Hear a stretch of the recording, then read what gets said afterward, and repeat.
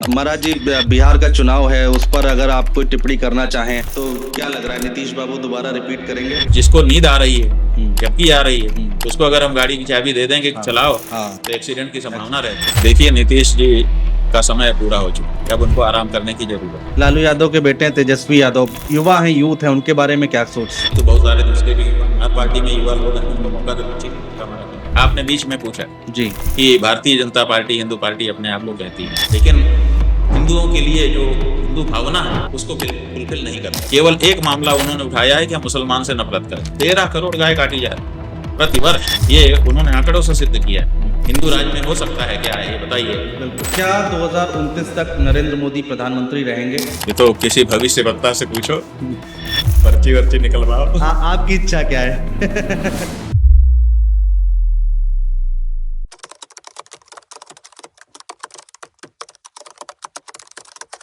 महाराज जी, बिहार का चुनाव है, उस पर अगर आप कोई टिप्पणी करना चाहें तो क्या लग रहा है, नीतीश बाबू दोबारा रिपीट करेंगे? अब देखिए, नीतीश जी का समय पूरा हो चुका है। जिस तरह से उनके दृश्य दिखाई देते हैं, उससे लगता है कि अब उनको आराम करने की जरूरत है। तो क्या पता, यही राजनीति उनकी हो, उसमें कुछ हो जाए तो पता नहीं, लेकिन अब उनको आराम करने देना चाहिए। उन्होंने जो सेवा देश को करनी थी कर ली। अब उनको स्वयं भी विराम ले लेना चाहिए, अथवा उनकी पार्टी के लोगों को कहना चाहिए कि अब रुको, और नहीं तो फिर जनता ही कह दे कि अब आपने बहुत किया, आपका बहुत धन्यवाद है, बहुत लंबे समय तक उन्होंने चलाया। बिल्कुल। देखिए, एक ऐसा नेता है वो जी नीतीश कुमार जी, जिसने सुशासन नाम जनता से पाया है। हाँ, हमारे देखते किसी का नामकरण ऐसा नहीं हुआ। हाँ, ठीक बात सबके है। अलग अलग नाम हुए, हाँ, लेकिन सुशासन बाबू, हाँ, ये नाम तो नीतीश कुमार ने पाया ना। हाँ। इसका मतलब कोई समय था जब उसने अच्छा शासन स्थापित किया था, तभी ये नाम आया। तो उनका जो योगदान है देश के लिए, समाज के लिए, उसको याद करते हुए अब उनको विश्राम के लिए भेजना चाहिए। तो देश की जनता इसमें कोई मोह नहीं करना चाहिए, हाँ। क्योंकि बात उनकी नहीं है, बात प्रदेश की है। तो आप अगर आज की तारीख में भी उन्हीं को नेतृत्व देंगे, अब जिसको नींद आ रही है, जबकि आ रही है, उसको अगर हम गाड़ी की चाबी दे देंगे कि चलाओ, तो एक्सीडेंट की संभावना रहती है। अब क्या होगा कि वो पूरी तरह से स्वयं नेतृत्व कर नहीं पाएंगे। अब उनके पार्टी के नेता उनसे जो चाहेंगे करवाएंगे। नाम होगा कि नीतीश जी चला रहे हैं, चलाएंगे कोई और अंदर पर्दे में छुप कर। तो इसलिए वो सही नहीं होगा। जो चला रहा है वही दिखना भी चाहिए कि ये चला रहे हैं। तो इसलिए उनको स्वयं या उनकी पार्टी के लोगों के द्वारा या फिर जनता के द्वारा ही अब उनको विश्राम की मुद्रा में भेजना चाहिए। बाकी तो जो भी करे जनता। लालू यादव के बेटे हैं तेजस्वी यादव, युवा हैं, यूथ है, उनके बारे में क्या सोच? अब भाई वहाँ के लोग जाने उनका गुण दोष। हम तो बहुत बारीकी से राजनीति में उतना नहीं देखते जी, लेकिन युवा हैं।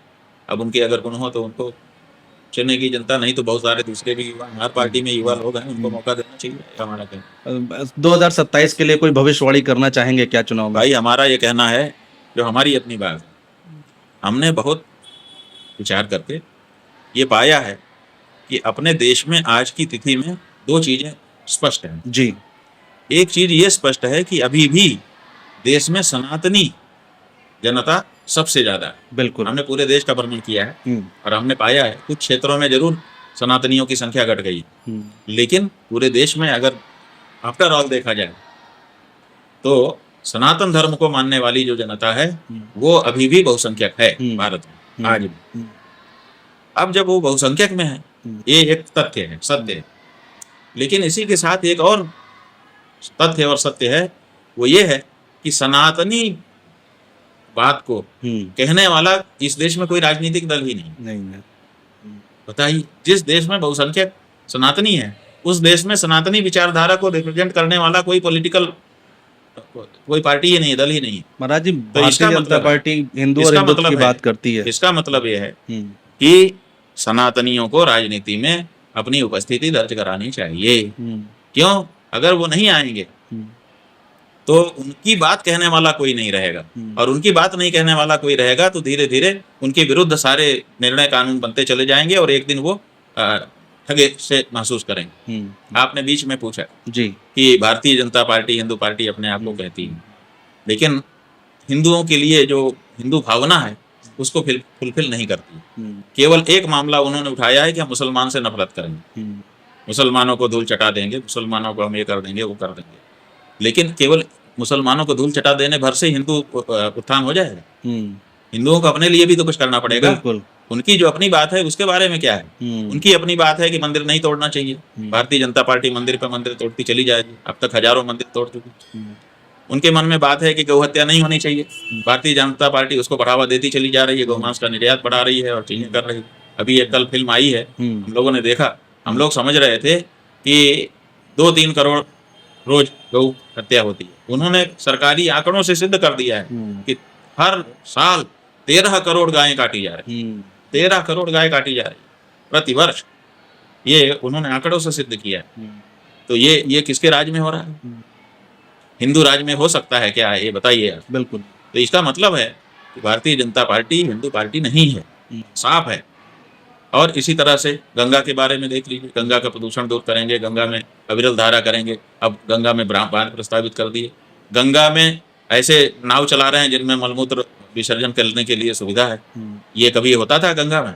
गंगा में लोग खुली नाव में जाते थे। बिल्कुल। और खुली में नाव में जाके माने खुली नाव में तो ये सब हो नहीं सकता, मलमूत्र का विसर्जन हो नहीं सकता है। इसलिए यहाँ की जो पारंपरिक काशी की नाव हो या कहीं की हो, आप देखेंगे कि खुली है और केवल बैठने की जगह है, बाकी कुछ करने का वहां नहीं है। अब इन्होंने ऐसे ऐसे क्रूज ला दिए और उसमें लोग बैठे हैं, उसमें मलमूत्र का विसर्जन भी कर रहे हैं, सब आनंद हो रहा है। तो गंगा को इन्होंने माल ढोने के लिए बीच में इनका आ गया था कि हम माल ढुलाएंगे, मतलब वो माँ जो है वो महिला ढोने की गाड़ी बनेगी। अब ये सब जो ये कर रहे हैं ये हिंदू भावना है। और इन्होंने समलैंगिक संबंधों को मान्यता दे दी। इनके समय में समलैंगिकता क्या हिंदू भावना है?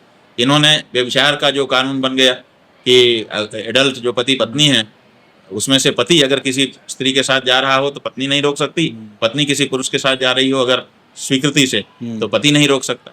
ये कानून भारत में बन गया। क्या ये भारतीय संस्कृति के अनुरूप है? क्या ये हिंदू धर्म के अनुरूप है?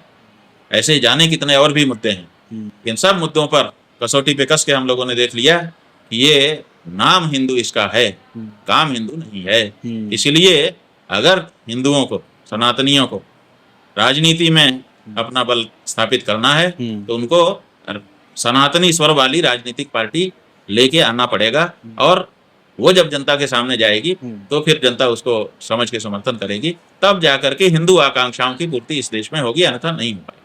गौ माता का आपने मुद्दा उठाया, मैंने देखा है, और इसीलिए हमने जी ये कहा है, जैसे बिहार का चुनाव होने वाला है जी, तो बिहार में अभी हम जितने विधानसभा हैं सब जगह पर एक एक प्रत्याशी खड़ा कर रहे हैं गाय का वोट लेने के लिए। हाँ, गाय के नाम पर। हाँ, क्योंकि कई लोगों को हमने संकल्प कराया है कि हम गाय के प्रत्याशी को ही वोट देंगे और कोई पार्टी गाय के लिए खड़ी हो नहीं रही। तो जो गाय के लिए वोट देना चाहते होंगे, भले एक वोट हो, लेकिन उसको भी मौका मिलना चाहिए। तो सब जगह प्रत्याशी खड़े होंगे और धीरे धीरे ये बात इसी तरह से आगे स्पष्ट होती चली जाएगी। तो सनातनी मुद्दों पर अभी तक देश में कभी भी कोई चुनाव नहीं हुआ। देश सनातनियों का है और सनातनी ही नेतृत्व विहीन है। उनको ये भाजपा जैसी पार्टी के पीछे खड़े होना पड़ता है, इनके ज्यादा लोग नहीं है। 10 करोड़ बताया था इन्होंने, जब अमित शाह बहुत तेजी में थे तब उन्होंने कहा था कि हमने मिस कॉल का सिस्टम चलाया है, 10 करोड़ लोग हमारे सदस्य हो गए हैं, हम विश्व की सबसे बड़ी पार्टी हो गए। तो 10 करोड़ और इनके जो दूसरे आनुषंगिक संगठन है 10 करोड़, उनको भी मान ले 20 करोड़। 20 करोड़ से ज्यादा थोड़े हैं ये लोग।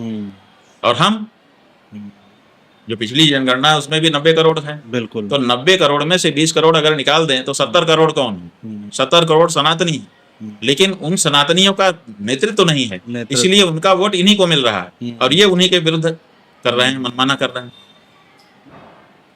बिल्कुल ये बात। तो इसलिए हम चाहते हैं कि देश में सनातनी विचारधारा की राजनीति शुरू हो और लोग उसको वोट देना शुरू करें। हमने देखा है कि सनातनियों की जो भावना है उसको देश में पूरा किया। हमने देखा है गुरुजी, कुंभ में भी आपने परिक्रमा की थी गौ माता के लिए और हवन चल रहा था और मैंने खुद वहां पर इंटरव्यू किया था महाकुंभ में आपका। आखिरी सवाल, क्या 2029 तक नरेंद्र मोदी प्रधानमंत्री रहेंगे? ये तो किसी भविष्य वक्ता से पूछो, पर्ची वर्ची निकलवाओ। आपकी इच्छा क्या है? हम तो सनातनी नेता को देश का नेतृत्व करते देखना चाहते हैं। हमारी स्पष्ट इच्छा है, हम कोई छिपाते नहीं। हम मन में अलग रखें और वाणी में अलग रखें, ऐसा हम नहीं करते। जो बात है ये, ठीक है, नरेंद्र मोदी इसमें फैल रहे हैं। फेल हो गए। हाँ, इस मामले में कि वो अपने आप को सनातनी नहीं स्थापित कर पाए। हमने कहा था उनको पिछले चुनाव के पहले, उनके लोग मिल रहे थे हमसे, तो हमने उनसे कहा था कि उनको कहिए कि कम से कम गौ रक्षा करो। हम्म, एक भी कर देंगे तो एक गुण तो हिंदू का हो जाएगा, हम्म, लेकिन नहीं किया, नहीं की। अभी भी नहीं कर रहा है। लड़ाई आपकी लंबी चल रही इसलिए है। हमारे मन से कोई भी वो नेता हम्म, जो हमारे हृदय के साथ नहीं खड़ा है, उसको हम जगह नहीं देना चाहते। इसलिए बिल्कुल कोई लाग लपेट नहीं, हम्म। जो हमारे धर्म का नहीं, जो हमारी गौ माता का नहीं, वो हमारा नहीं। गुरु जी बहुत शुक्रिया, बहुत शुक्रिया, आपने समय दिया, बहुत अच्छा लगा आपसे बात करके एक बार फिर से। अच्छा जी, आप भी आए, हम्म, आपका भी स्वागत। जी। हाँ।